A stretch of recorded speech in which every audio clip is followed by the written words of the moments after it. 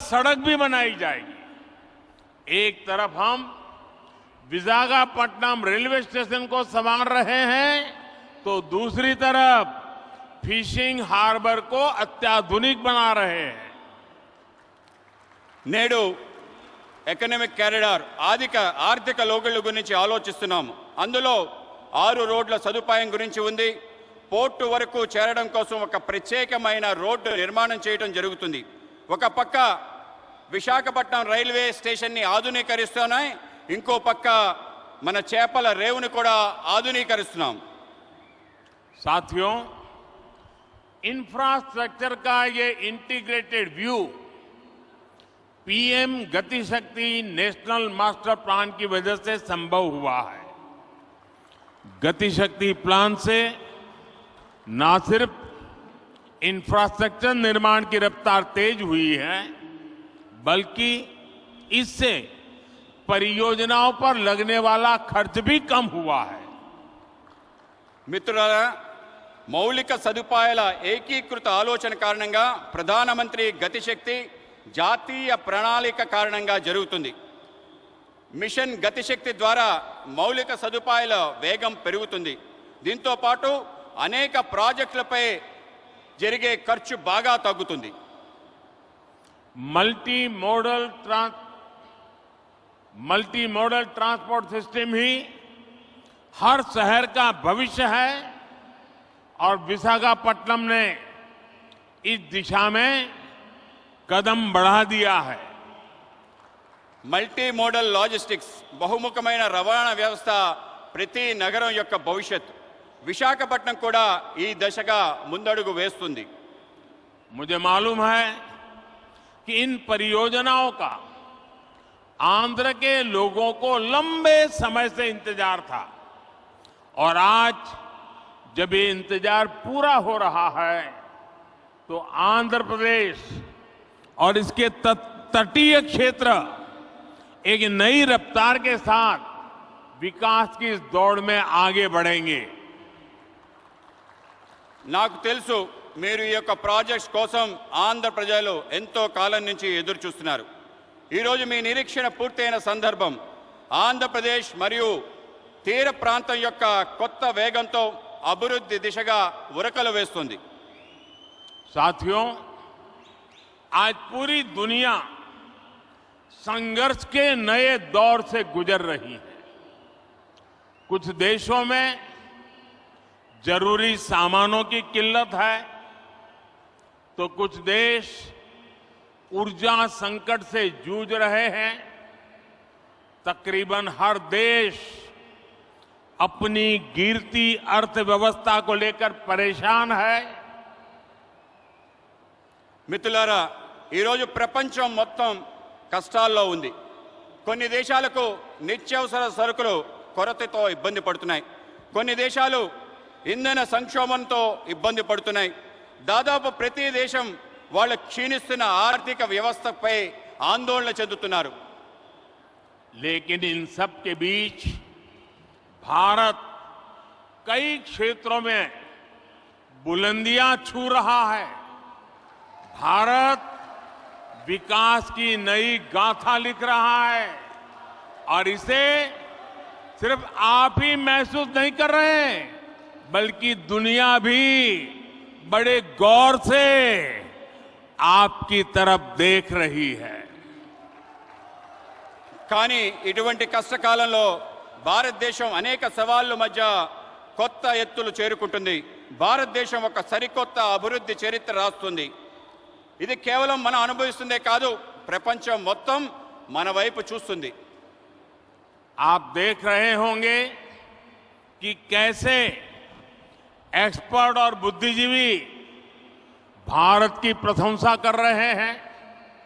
आज भारत पूरी दुनिया की उम्मीदों का केंद्र बिंदु बन गया है।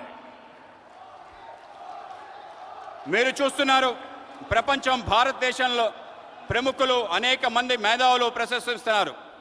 ఇది మీరు చూస్తున్నారు. నేడు భారతదేశం ప్రపంచం మొత్తం యొక్క ఆశల యొక్క కేంద్ర బిందువుగా మారింది.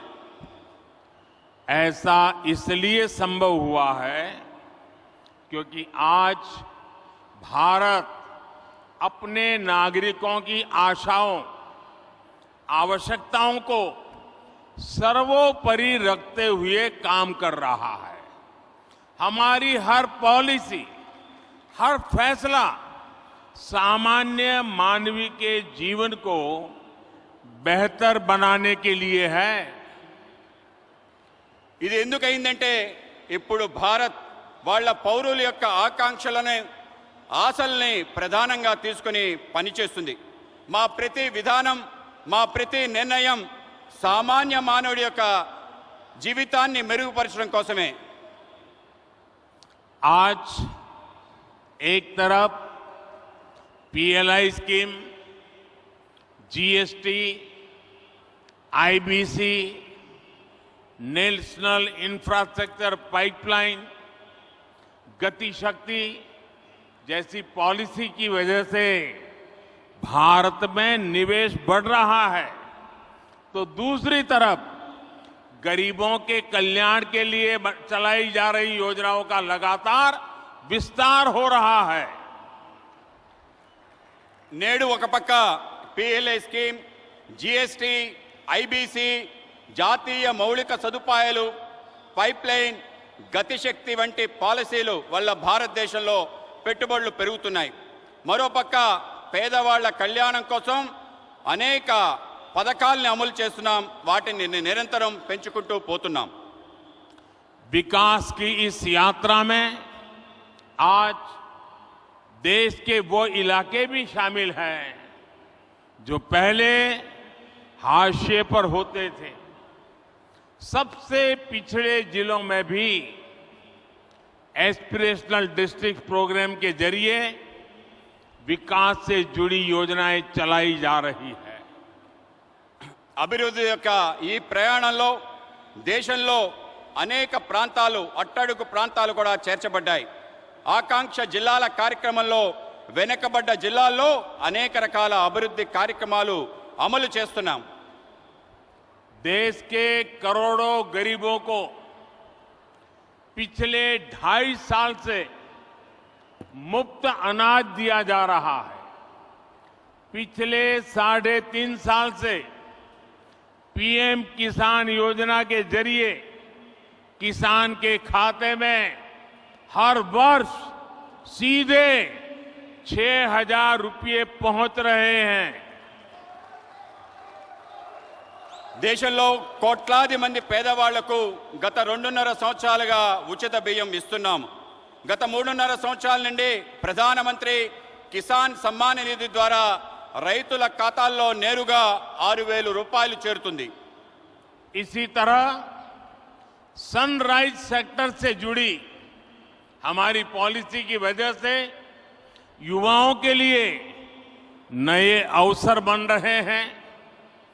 ड्रोन से लेकर गेमिंग तक, स्पेस से लेकर स्टार्टअप तक हर क्षेत्र को हमारी पॉलिसी की वजह से आगे बढ़ने का मौका मिल रहा है। అదేవిధంగా సన్ రైజ్ సెక్టర్స్ యొక్క ఆలోచన కారణంగా యువతకి కొత్త అవకాశాలు లభిస్తున్నాయి.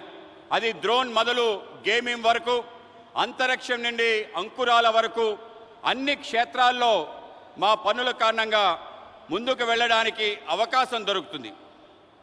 साथियों, जब लक्ष्य स्पष्ट होते हैं तो आकाश की ऊंचाइयां हो या समुद्र की गहराइयां, हम अवसरों को तलाश भी लेते हैं और तराश भी लेते हैं। आज आंध्र में मॉडर्न टेक्नोलॉजी के जरिए डीप वाटर एनर्जी को निकालने की शुरुआत इसका एक बड़ा उदाहरण है। మిత్రులారా, ఎప్పుడైతే లక్ష్యం స్పష్టంగా ఉంటుందో అప్పుడు అవకాశం యొక్క అంచులైన, సముద్రం యొక్క లోతులైన అవకాశాలని వెతుకుతాం, అవకాశాలని అందిపుచ్చుకుంటాం. ఈరోజు ఆంధ్రప్రదేశ్లో ఆధునిక సాంకేతిక పరిజ్ఞానం ద్వారా డీప్ వాటర్ లో ఇంధనాన్ని వెలికి తీయటం అనేది ఒక గొప్ప ఉదాహరణ మాత్రమే. और आज देश ब्लू इकोनॉमी से जुड़ी अनंत संभावनाओं को साकार करने के लिए भी बड़े स्तर पर प्रयास कर रहा है. ब्लू इकोनॉमी पहली बार देश की इतनी बड़ी प्राथमिकता बनी है. ఈరోజు దేశంలో నీలి ఆర్థిక వ్యవస్థతో ముడిపడి అనేక అవకాశాలు సాకారం కోసం పెద్ద ఎత్తున కృషి చేస్తున్నాం. బ్లూ ఎకానమీ మొదటిసారి ఇంత ప్రాధాన్యత అంశంగా చేర్చబడింది. मत्स्य पालकों के लिए अब किसान क्रेडिट कार्ड ऐसी सुविधा भी उपलब्ध है. आज विशाखापट्टनम फिशिंग हार्बर को आधुनिक बनाने का जो काम शुरू हुआ है, इससे हमारे मछुआरे भाई बहनों का जीवन आसान होगा. మత్స్యకారులకు కూడా కిసాన్ క్రెడిట్ కార్డ్ లాంటి సదుపాయాలు లభిస్తున్నాయి. ఈరోజు విశాఖపట్నం యొక్క మత్స్యరేవు ఆధునీకరణ పని ప్రారంభమవుతుంది. దీనివల్ల మత్స్యకార సోదరి సోదరుమణుల యొక్క జీవితం సులభతరం అవుతుంది.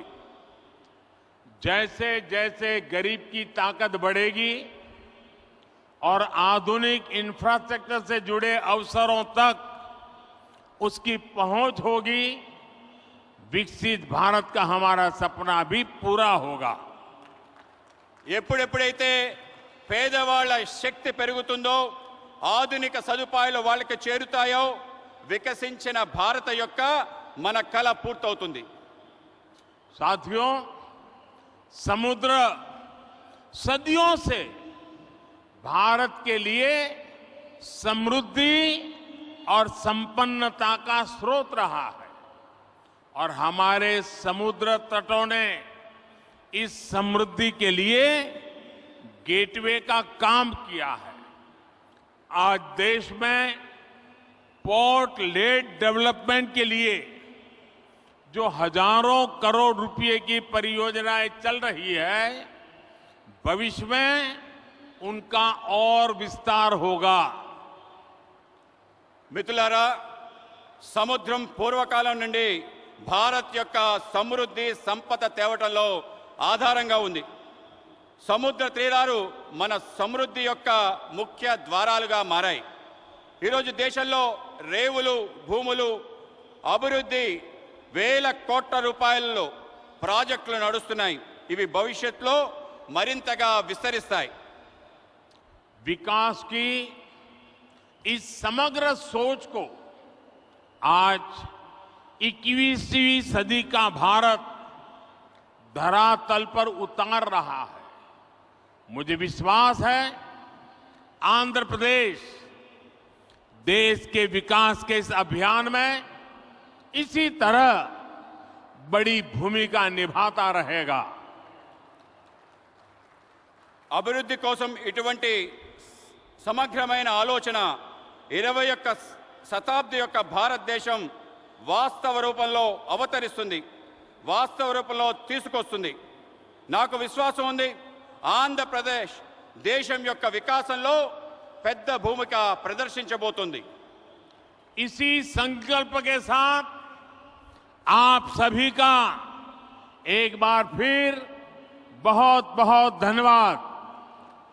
ఇటువంటి సంకల్పంతో మీ అందరికీ మరోసారి హృదయపూర్వక ధన్యవాదాలు. मेरे साथ दोनों हाथ ऊपर करके पूरी ताकत से बोलिए, भारत माता की జై, भारत माता की జై, भारत माता की జై. बहुत बहुत धन्यवाद.